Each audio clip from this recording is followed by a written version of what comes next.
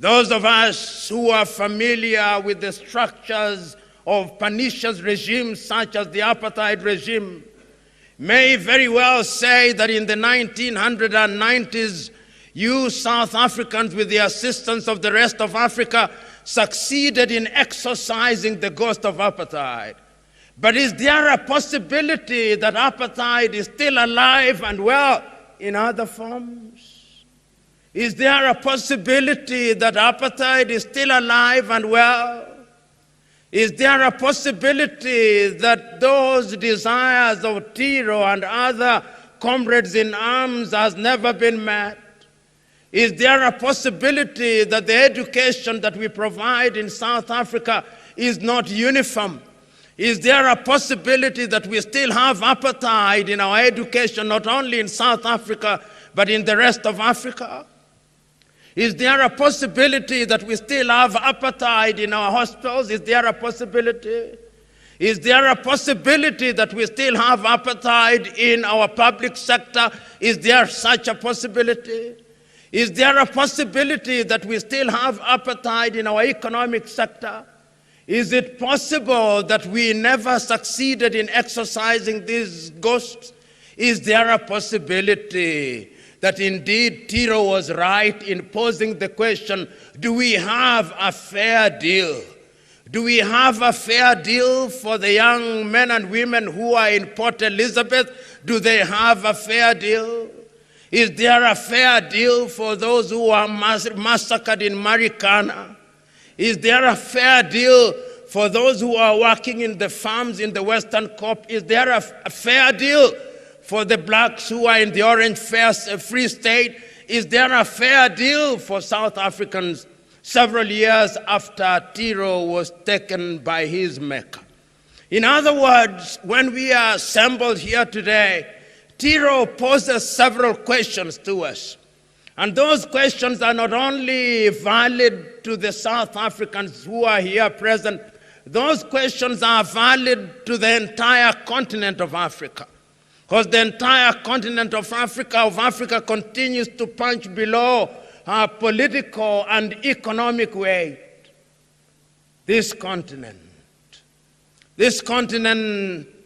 of Kwame Nkrumah, this continent of Julius Kambarage Nyerere, this continent of Patrice Emery Lumumba, this continent of Modibo Keita of Mali, this continent of Albertina Sisulu, this continent still knows pain.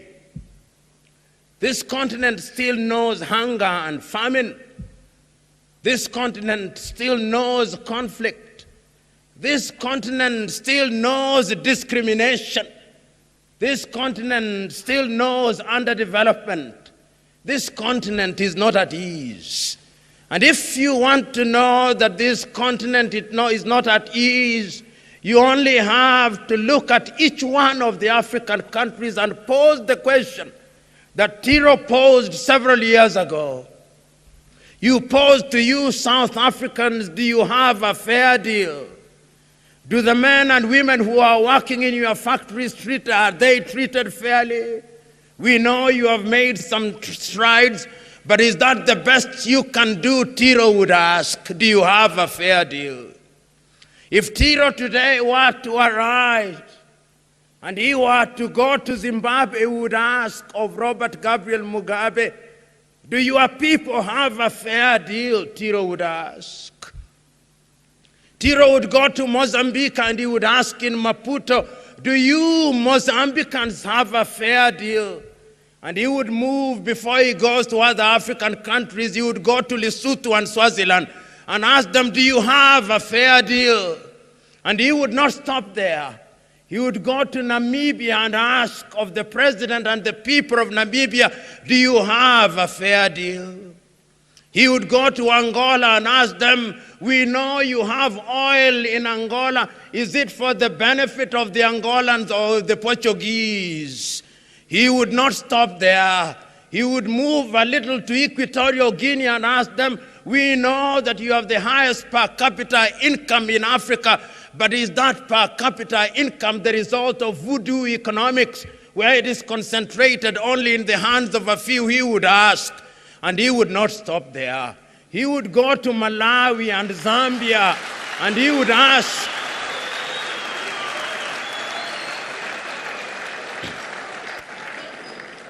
Tiro would not stop there, because on the 29th day of April, the year 1972, he asked, what is the value of education if it is not connected with the rest of Africa? He would not stop there. He would go to the Democratic Republic of Congo and ask of Joseph Kabila, you country whom God has given everything in the world, why are you presiding over a country that is the poorest country in Africa, where rape is alive and well? He would ask. And he would not stop there. Tiro would go upstairs, and he would go to Tanzania, and would go to Kenya, and he would go to Somalia, and he would go to Ethiopia, and he would go to South Sudan, and he would go to the Sudan, and to Egypt, and to Libya, and Tunisia, and Niger, and Central African Republic, and he would go to Gabon, and he would go to Benin, and to Togo, and to Guinea, and to Guinea-Bissau, and to all the countries, and he would pose the same question. And he would not stop there. He would go to Senegal and Cote d'Ivoire and the Gambia and all the African countries and Sierra Leone and Liberia. And he would not stop there. He would go to Mali and Mauritania and Sahrawi and Morocco, and he would pose the same question. So today, when we are assembled here in the memory of a man such as that, the question that we must pose to ourselves: are we children of a lesser God? Are we children of a lesser God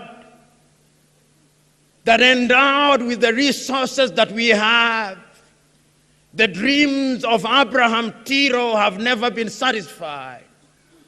What will we tell Tiro?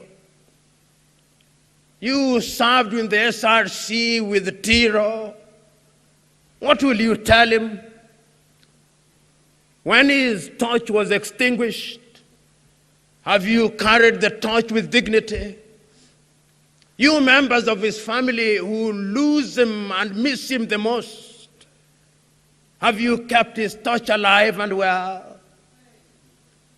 You who knew him through history, have you kept his spirit alive?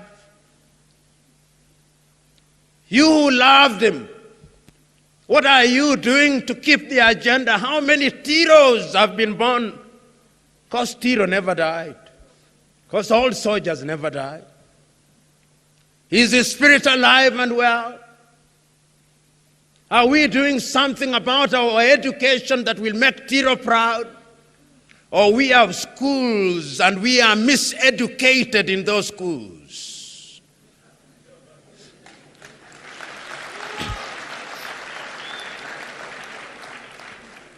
We have hostels, but are they accessible to all of us? We have farms, but do we eat what we deserve? We have young men and women who want to be engaged in gainful employment. Is it possible that the monster of corruption is standing in the way of Abraham Tiro? Is there a possibility that while Tiro tells us to be warriors for truth, we have made lies and greed our creed? Is it possible that we are betraying Tiro Abraham by doing things that we ought not to do? Is it possible that we are giving away our resources for which Tiro died at age 29? Is it possible that we are welcoming visitors in our country whose only desire is to devour us?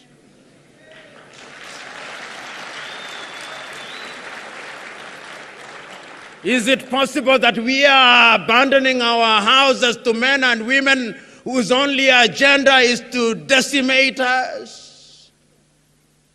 Oh, Tiro, look at this audience. This audience this audience of your fellow South Africans, now liberated from the chains of apartheid, when you died, South Africa was not free. On that February day when you died, Tiro, Nelson Mandela was still at the Robben Islands. So was Walter Sisulu, so was Chris Hani. And there were others like Robert Sobukwe and other great South Africans. They were still there. In the 1990s, your country was liberated. Your country now claims to be free. But Tiro, what are they free from?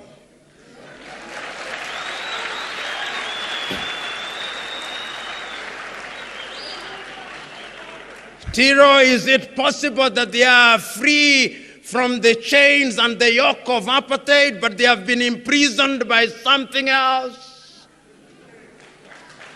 And if it is true that they have been imprisoned by something else, what is that thing else? Is it their leaders or themselves? Is it possible, Tiro, today that we have all sinned and fallen short of the glory of both man and God, and that we are all in equal guilt? If that is true, is this not the day, therefore, that your Spirit must descend upon us? That we must see the things that as a 29-year-old you saw when elders could not see? Is it possible that you came long before your time and the gods had to call you back? But is it possible that your message is now so relevant that you must not only impact upon South Africa, but upon Africa?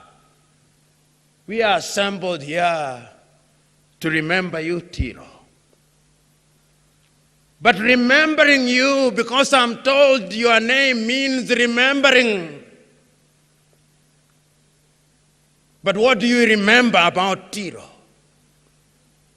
When we leave this assembly, and we have had several assemblies in memory of Tiro Abraham, are they mere annual jamborees?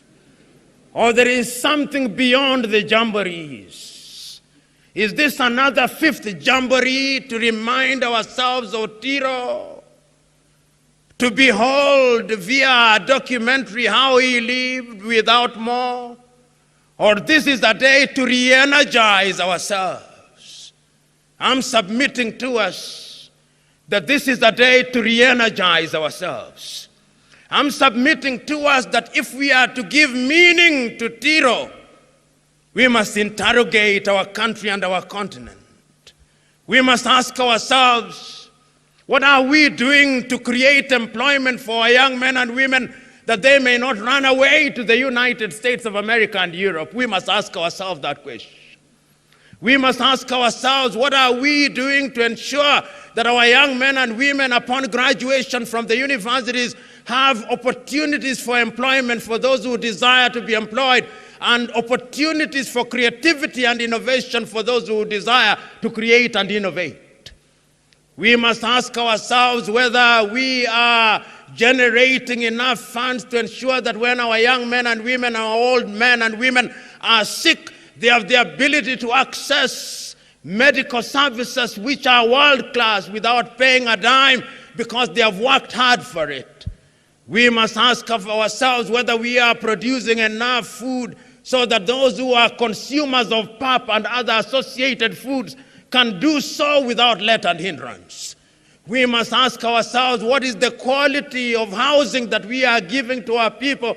We must ask ourselves, what is the kind of infrastructure that we are giving to our people? We must ask ourselves whether we are giving our people the promises that we made to them in the days of apartheid regime.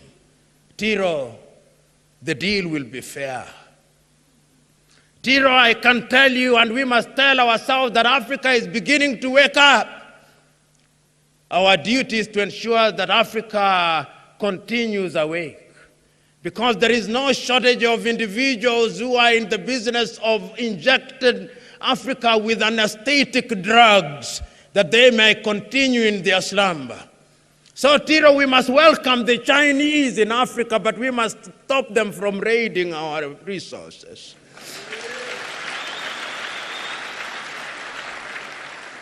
Tiro, we must remind ourselves that there are three ways of being at the dinner table. You can be at the dinner table as a diner, as a waiter of food to be eaten. Africans have been at the dinner table as food for too long. Time has come that we must sit at the dinner table of civilization as diners. Tiro, we must remind ourselves that time has come that when our leaders are invited to international gatherings, they are not there merely for photo sessions, but as true participants in the agenda of determining what the world is all about. Tiro, we must remind ourselves that when we are in international organizations, we must not only be allowed to sit by dint of tokenism, but we must be substantive participants in the agenda of life. We are not children of a lesser God. We are not children of a lesser God. But we must also remind ourselves that we must apply effort in the things that require effort. We must not be persuaded, or we must not allow ourselves to persuade ourselves that without any effort on our part, we can get the things that we desire without work. We must work. There is no voodoo economics. There is no abracadabra and lo and behold, rabbits coming out of hats. We must remember that the divine instruction was, by the sweat of thy brow. Oh, it is not lost on me that we have a bishop here. It is not lost on me that even if one wanted to be spiritual about these things, we must have clarity of mind. Oh, dear bishop, is it not God who said through Elijah, do not waver between two opinions. Choose you now whom you want to serve.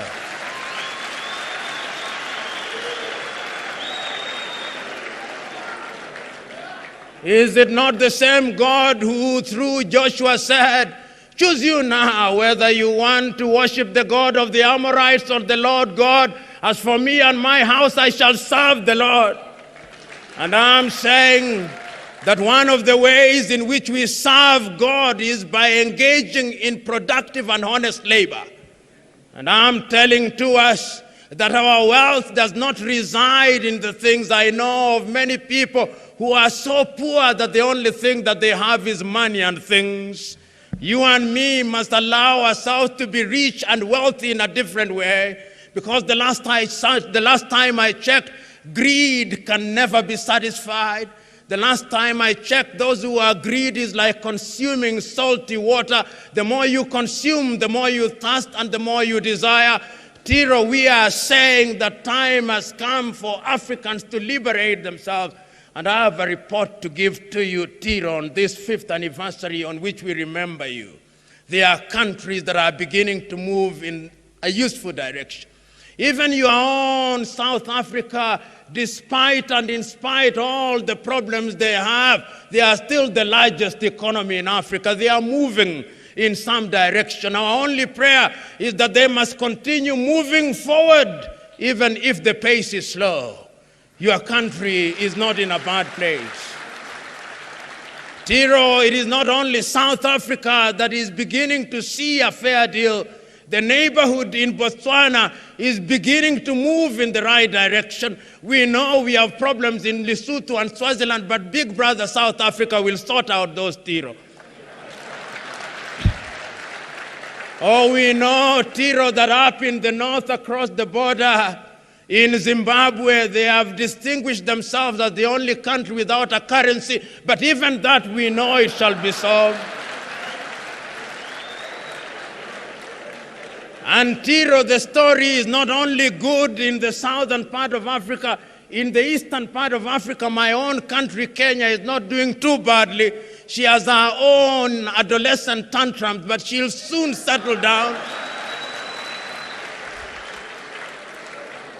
And Tanzania and Ethiopia and Rwanda and Uganda are not doing badly either.